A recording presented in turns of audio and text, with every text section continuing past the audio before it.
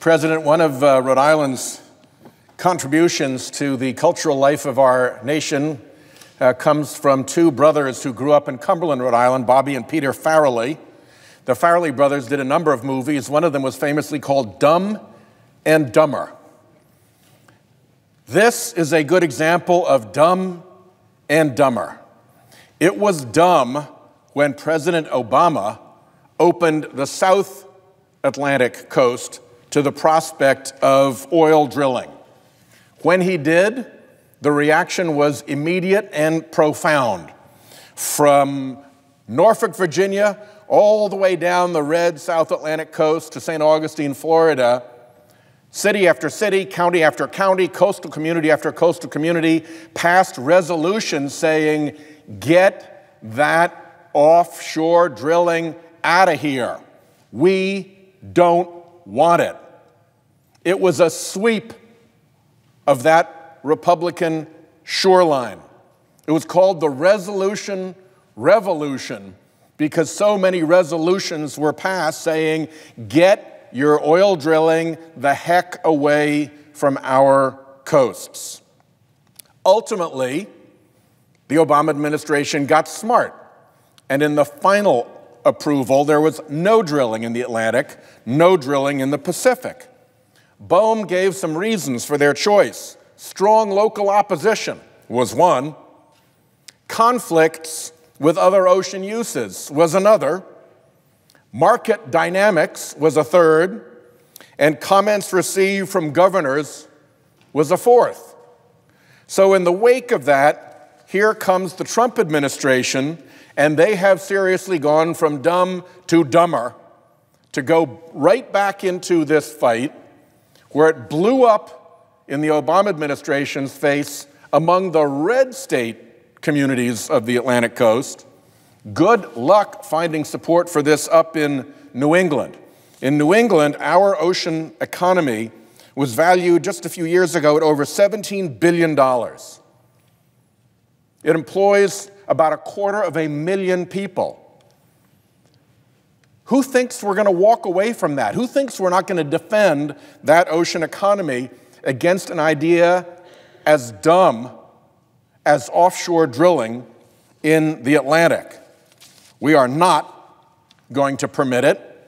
I have authored with my House colleague David Cicilline legislation that the whole Senate New England representation supports to ban this as a matter of federal law, to stop this. The attorney generals of states from Maine down to North Carolina, including Massachusetts, Delaware, Rhode Island, of course, New Jersey, New York, Maryland, Virginia, all have spoken out against this, and I expect will litigate against it. Our governor, Gina Raimondo, has come out strongly against this incredibly dumb idea, and she's been joined by Republican governors in Massachusetts, in New Hampshire, in Maryland, and in South Carolina because this is such a dumb idea.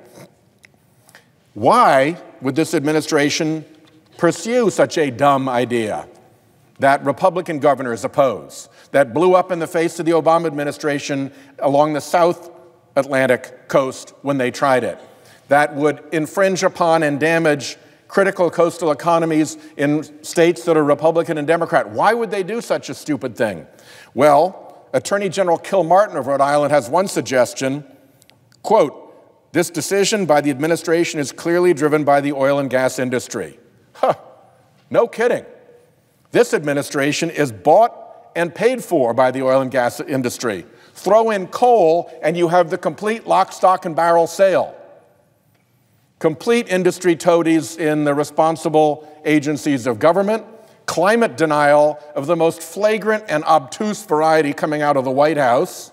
I mean, it is nonsense land, except for the fact that it keeps the oil and gas and coal money coming to prop up the Trump administration and the Republican Party. We're not going to stand for it. It's crooked. It will not go. Chris Brown is the head of the Commercial Fishermen's Association of Rhode Island. He is adamant oil drilling is something that is, to quote him, incredibly threatening and directly adverse to our well-being. We're going to stand and fight for our fishing communities. Our environmental community is wildly against this. The last thing our coast needs is oil drilling and all of the risks that go with it, says our lead environmental organization, Save the Bay. And I'll close with the Providence Business Journal, the voice of the Rhode Island business community, which just editorialized, fossil fuels, no matter where they are harvested, are putting coastal areas across the globe in danger as sea levels rise. In the name of national energy independence, public policy would hasten the devastating impacts of burning fossil fuels and make much of Rhode Island and other low-lying areas uninhabitable.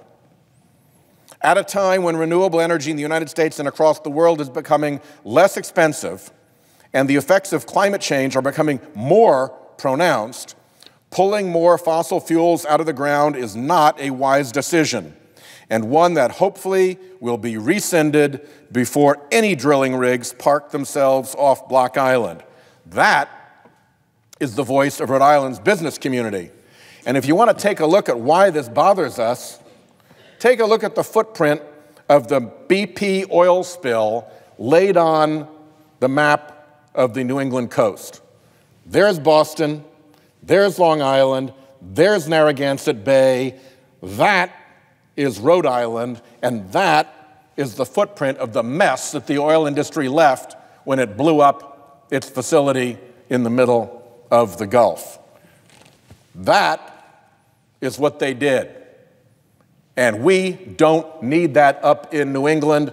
We have offshore industries that are vibrant, that support our economy, that are welcome, that have long traditions and histories. We do not need oil industry invaders coming where they're not wanted because they've bought their way into the Trump administration with their political contributions and their dark money. That will not stand. I yield the floor.